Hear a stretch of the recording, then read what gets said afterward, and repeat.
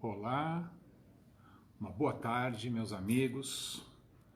Vamos aguardando com bastante paciência as pessoas ingressarem aqui na sala. Marcamos para as 17h30 a palestra que devemos proferir.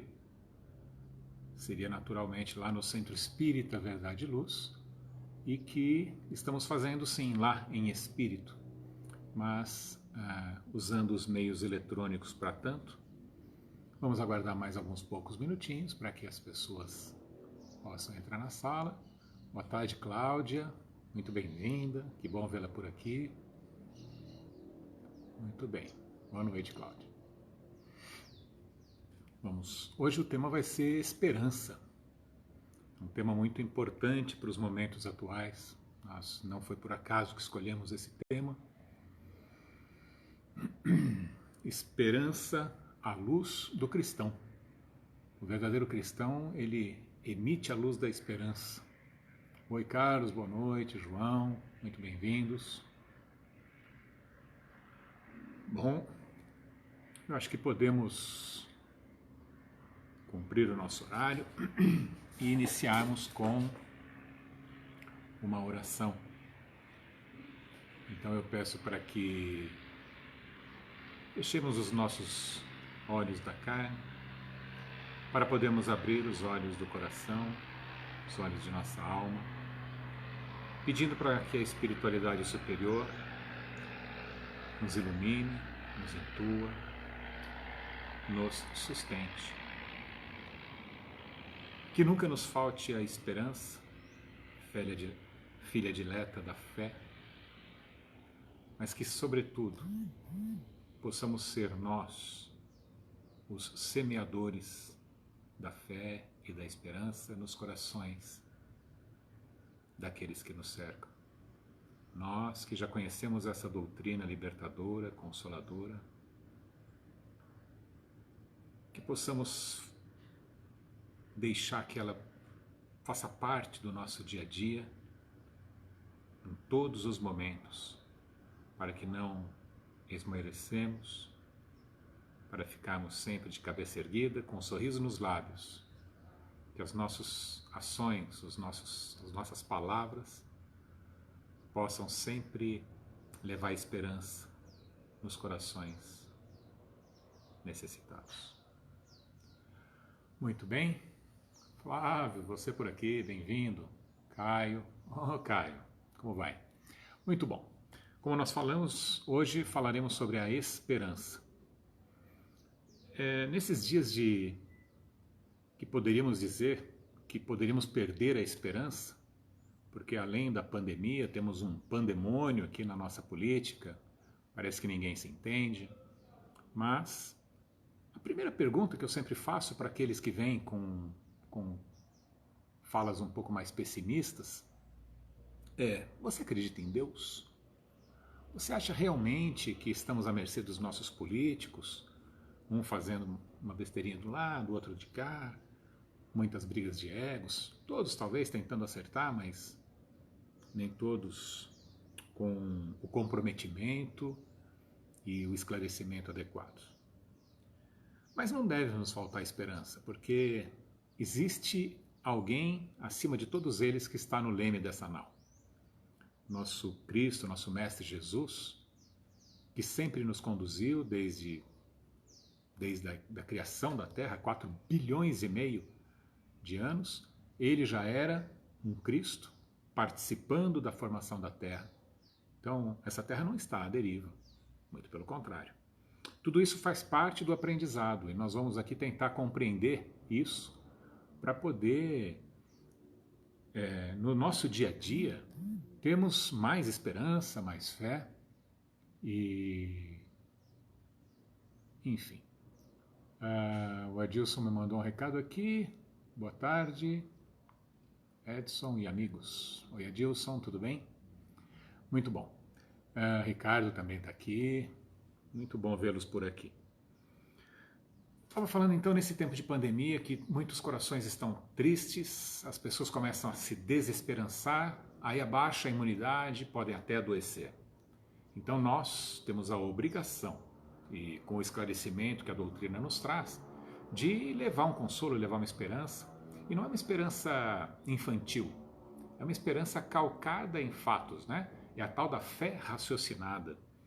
Então o tema, que é a esperança à luz do cristão, é porque essa é a primeira frase das reflexões de Emmanuel no livro Vinha de Luz, capítulo 75, cujo título é Esperança. E ele está fazendo uma reflexão sobre um versículo de Paulo aos Romanos, porque tudo que dantes foi escrito, para nosso ensino foi escrito, para que pela paciência e consolação das Escrituras tenhamos esperança. Então, tudo que foi escrito antes, provavelmente aqui no Velho Testamento, para nosso ensino foi escrito, que é para a gente aprender com aquilo. Para que pela paciência, que é a ciência da paz, né, temos a paciência de entendermos que o nosso tempo não é necessariamente o tempo de Deus, e pela consolação das Escrituras, tenhamos a esperança. Então nós nos consolamos com aqueles ensinamentos do Cristo, e com isso temos a esperança, inclusive para podermos compartilhar dessa esperança com todos. Então, a esperança é a luz do cristão. Nem todos conseguem, por enquanto, o voo sublime da fé, mas a força da esperança é tesouro comum. Essa frase, ela é singular, né? Se ainda não temos a fé verdadeira, aquela fé que nos sustenta em todos os momentos, em todas as tempestades, mas pelo menos a esperança, esse é um bem que todos nós temos. Por que todos nós temos? Cristo,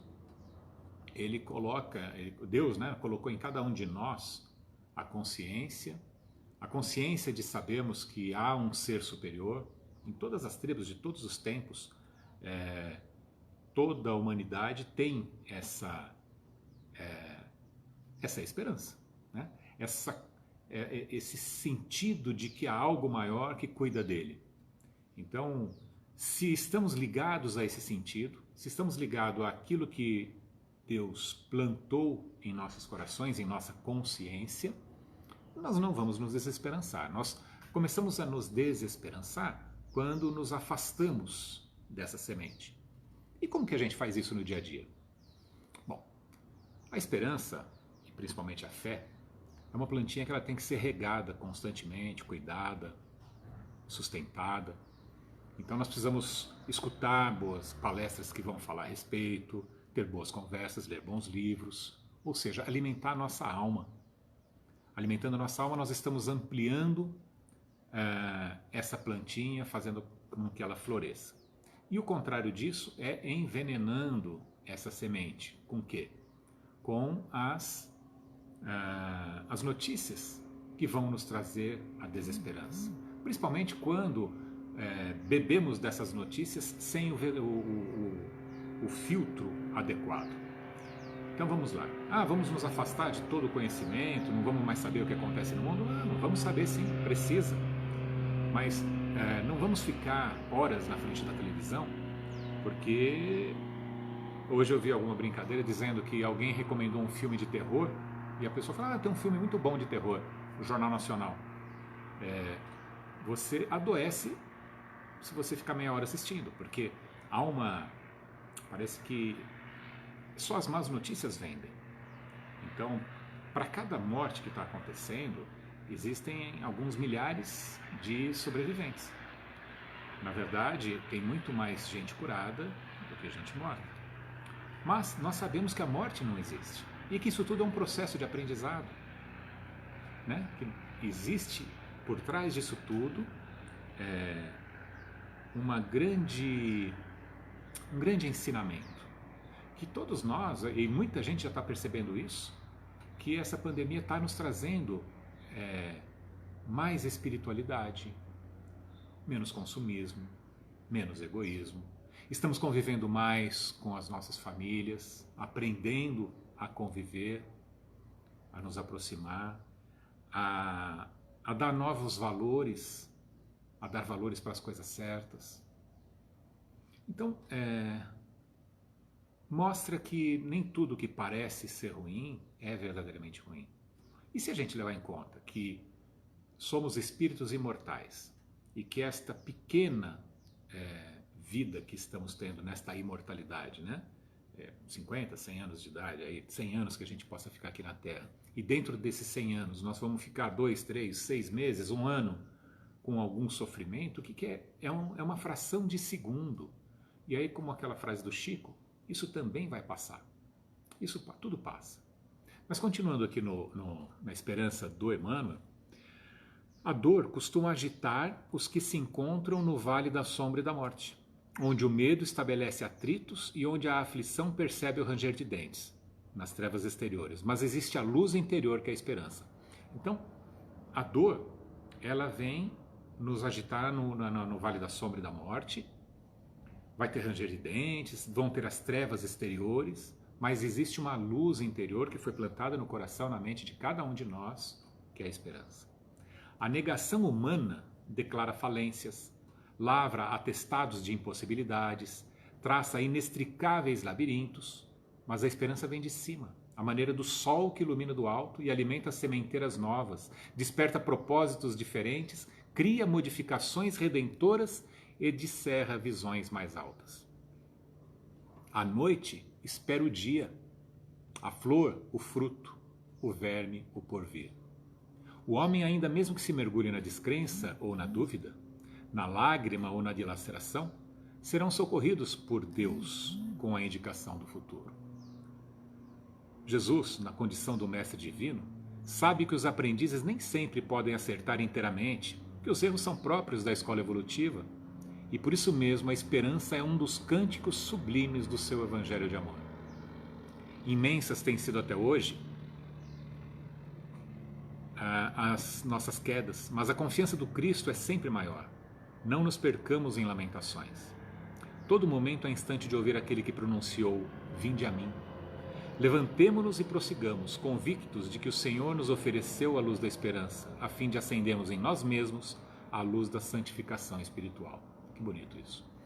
Então, ele acendeu-nos a luz da esperança para que com essa luz possamos caminhar, possamos não nos imobilizar de medo das situações, por piores que sejam, porque sabemos que depois das tempestades vêm as bonanças, depois que a chuva cai, ela fertiliza ainda mais o solo, que cria mais vida. Então, depois das grandes guerras, saem sempre humanidades com mais tecnologia, com mais proximidade. Vejam os exemplos, né, da Europa, por exemplo, no pós-guerra. Como as famílias ficaram mais unidas, menos consumistas, enfim.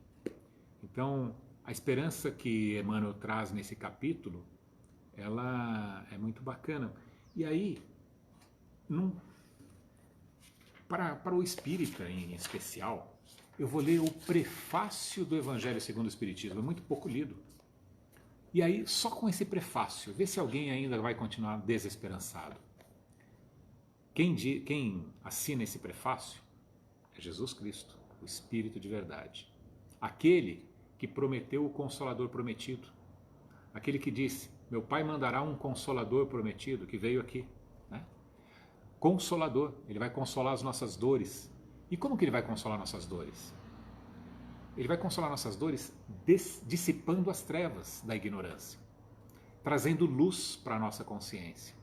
Porque com o conhecimento, nós não temos mais o que temer. Por isso que os cristãos, lá os primeiros cristãos, eles iam com a cabeça erguida no enfrentamento dos leões, dos fogos, de todos os martírios. Eles não tinham medo. Eles sabiam, por exemplo, que a morte não existe e que é uma honra morrer por uma causa justa, muito mais do que se acovardar e viver numa penúria eterna, na ignorância. Sócrates, quando bebeu cicuta, a mesma coisa. Né? Ele estava de acordo com seus princípios. E ele disse: não é mais Sócrates que estará lá, apenas o corpo dele. Então vamos lá, no prefácio do Evangelho segundo o Espiritismo, o Espírito da Verdade nos diz assim: os Espíritos do Senhor, que são as virtudes dos céus, como um imenso exército que se movimenta desde que dele recebeu o comando, espalham-se sobre toda a superfície da terra, semelhantes às estrelas cadentes. Vêm iluminar o caminho e abrir os olhos aos cegos. Isso daqui está de acordo lá com o Apocalipse, que iam cair as estrelas, muita gente entendendo então que seriam guerras com fogos caindo em cima de nós. Não, essas luzes que caem sobre a terra são os espíritos de luz que, aliás, caíram em todos os tempos.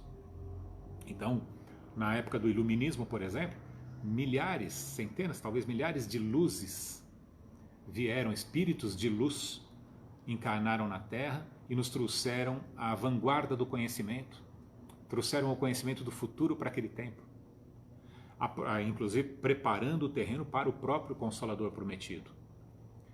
Eu vos digo em verdade, são chegados os tempos em que todas as coisas devem ser restabelecidas em seu sentido verdadeiro para dissipar as trevas, confundir os orgulhosos e glorificar os justos. As grandes vozes do céu ressoam como o som da trombeta e os coros dos anjos se reúnem. Homens, nós vos convidamos ao concerto divino, que vossas mãos tomem a lira, que vossas vozes se unam e que num hino sagrado se estenda e vibre de uma extremidade à outra do universo. Isso daqui é belíssimo, isso daqui se refere à transição planetária. Quando cada um de nós, tocar a sua parte que cabe dessa grande orquestra, cujo maestro é o próprio Cristo, então, ressoando todos juntos, estamos na mesma sintonia de amor, de paz, de caridade, a Terra vai dar o upgrade necessário e estaremos então no mundo de regeneração. Homens e irmãos a que amamos, estamos juntos de vós. Ele está junto de nós e ele sempre disse isso. Amai-vos também uns aos outros e dizei do fundo do vosso coração, fazendo as vontades do Pai que está no céu, Senhor, Senhor, e podereis entrar no reino dos céus. Então, eu acho que não precisaria ser uma palestra, não precisa ser nada. Se eu lesse esse trecho, eu tenho certeza absoluta que, assim como acontece comigo quando eu leio, eu renovo as minhas esperanças, eu fortaleço a minha fé. Eu fico feliz de participar desse momento tão importante da humanidade. Um momento que vai ter um pouco de dor, mas que depois nós ressurgiremos muito melhores. Vamos trazer isso para o campo individual. Nós sabemos que as doenças são as nossas amigas, que elas estão purgando aqueles nossos desequilíbrios de espírito. Muito bem, as doenças da humanidade é a mesma coisa. Então, se precisamos nós sofrermos alguma doença para prestarmos atenção no nosso corpo e começar a ter hábitos mais saudáveis, assim é também com a coletividade. Ela precisa sofrer um pouco, prestar atenção nos métodos que estava organizando essa mesma sociedade, para então sair dela revigorado, sair dela melhorado. Gostaria de, finalizando já, porque nós não vamos ficar muito tempo, vamos ver que horas são aqui. Nós estamos com apenas 20 minutos, dá para falar um pouquinho mais, né? O Consolador, mais um livro de Emmanuel, mais uma daquelas luzes que vem do céu, porque, literalmente, não é? Pela psicografia do Chico Xavier, Emmanuel doa um pouco da sua própria luz, do seu conhecimento, e vem nos trazer o quê? Esperança, vem nos trazer o norte de como devemos seguir. Como eu disse no começo, não é a esperança ingênua, aquela esperança de achar que tudo vai melhorar, vou ficar de braço cruzado que Deus resolve as coisas. Não, não é isso não. É a esperança advinda do conhecimento, né? Da dissipação das trevas da ignorância. E aí na pergunta 257, a esperança e a fé devem ser interpretadas como uma só virtude? A esperança é a filha dileta da fé. Ambas estão uma para a outra, como a luz reflexa dos planetas está para a luz central e positiva do Sol.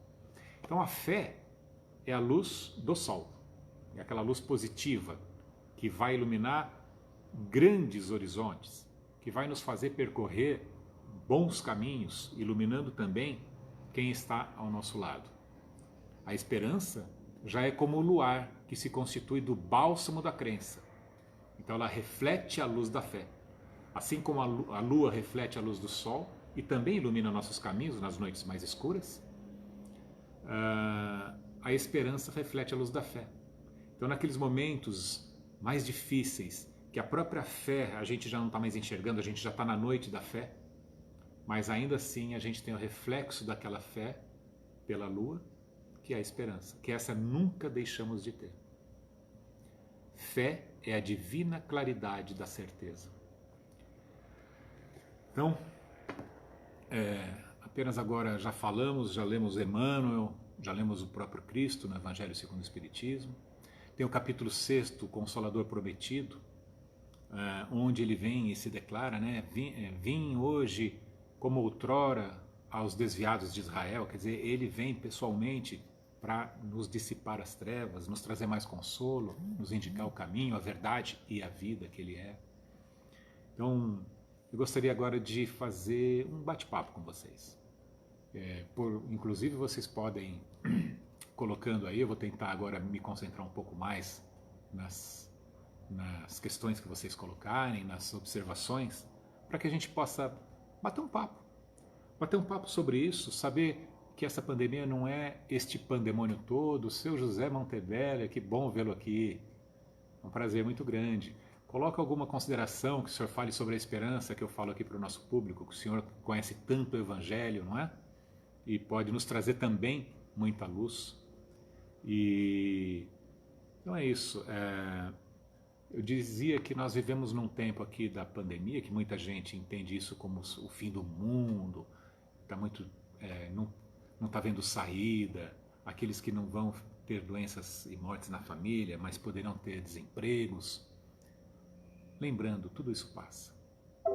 E ainda que tivéssemos o pior de tudo, né? E não impossível acontecer isso, mas que todos acabassem deixando seus corpos aqui na Terra. O que isso significa para o espírito? A não ser apenas mais um dos aprendizados. O espírito é imortal, não poderia ser diferente. A gente não. Imaginem que o universo, vamos falar da Terra, a Terra com 4,5 bilhões de anos, onde nada se cria, nada se perde, tudo se transforma, que a vida é uma constante. Então que Deus, ele cria as pedras, os vermes, as plantas, os animais, e depois o ápice da criação é o homem. E a Terra vive 4 bilhões de anos e o ápice da criação vive 50 ou 100? Seria razoável a gente pensar assim? Não é mais razoável que a gente pense que o ápice da criação é imortal? É feito à imagem e semelhança de Deus, então Deus não é antropomórfico? Nós é que somos luz? Sois luzes? Vós sois o sal da terra. Então, nesta transição, a Marta aqui nos trazendo que ouvir as palavras assim, essa pandemia que estamos vivendo, fica uma gripinha, né, Marta? Trazendo o nosso... quando a gente olha com um olhar espiritual, a pandemia é uma gripinha. Ela vai trazer muito sofrimento, sim, muita dor. Quer dizer, vai trazer muita dor. O sofrimento é opcional. Porque, ainda que eu perca alguém muito querido no coração, perca no sentido material, com a crença que temos na imortalidade da alma, que para o amor não existem limites, não existem fronteiras, então não está perdendo muito. Eu acabei de ler um capítulo do livro do Orson Peter Carrara. Exatamente, o livro dele chama-se Morte. E ele traz um exemplo que me chamou muito a atenção. Se eu não me engano é Júlio, o Julinho. Um casal de espíritas de Matão, de lá, não é de Matão, não, é de Dois Córregos, se não me engano. Mas enfim, são trabalhadores espíritas. E o filho de 32 anos também, grande trabalhador espírita, e ele estava organizando um evento lá de evangelização infantil, alguma coisa, com muita vontade, com muito empenho. E talvez ele, pressentindo a própria morte, ele chega para o pai e diz assim: pai, o que que você faria se eu... Você quer saber o que que eu faço se você morrer? Eu vou te enterrar no caixão mais barato, vou pôr a roupa mais barata no seu corpo e vou fazer uma oração. Eu, pessoalmente, vou fazer uma oração no seu velório, agradecendo o tempo que eu estive com você. O filho falou isso para o pai, mostrando, dando o seu testemunho de fé, né? E aí pergunta para o pai, e você, pai, o que você faria comigo? Aí o pai acabou tendo que falar a mesma coisa, evidentemente, não poderia ser diferente. Pouquíssimos dias depois, esse Julinho e a esposa, com um casal amigos, todos trabalhadores desse evento da juventude, eles pegam a estrada, tem um acidente e os dois homens que estavam no carro falecem. Mas alguns dias antes, o pai do Julinho, o seu Júlio, ele vai tentar consolar também um amigo que perdeu um filho nas mesmas condições. E aí esse amigo fala assim, você fala isso porque não era o seu filho. Muito bem, ele se calou, entendeu a gravidade do momento, mas 15 dias depois ele perde o próprio filho naquele acidente. E no velório ele se comporta exatamente como um verdadeiro cristão, cuja fé inabalável ele consegue se manter em equilíbrio. E como foi uma comoção na cidade, tinha muita gente no velório. E muita gente não espírita, muita gente de outras religiões, muita gente que entende a morte de uma forma diferente, e que nós devemos respeitar isso, e se chocaram com tamanho equilíbrio, tamanha fé daquele homem. Ele fez uma oração muito bem sentida, agradecendo o período que conviveu e dizendo que continuaria o seu trabalho. Dali poucos dias eles tiveram que fazer o trabalho lá daquela evangelização infantil. E aí conta o Orson no livro que apenas nesse velório, então, 2 pessoas acabaram se convertendo ao espiritismo por compreender o grau de fé que a crença na imortalidade da alma nos traz. Aquelas dores que a gente acaba tendo, a gente não precisa sofrer. A gente pode compreender, ressignificar, compreender que é apenas mais uma lição e que essa lição também passa. Então, é isso, meus amigos. Vou fazer uma pergunta. Até novembro acaba a pandemia? Infelizmente não consigo responder, minha amiga. Não sabemos. Mas aos poucos estamos acabando com a pandemia do egoísmo.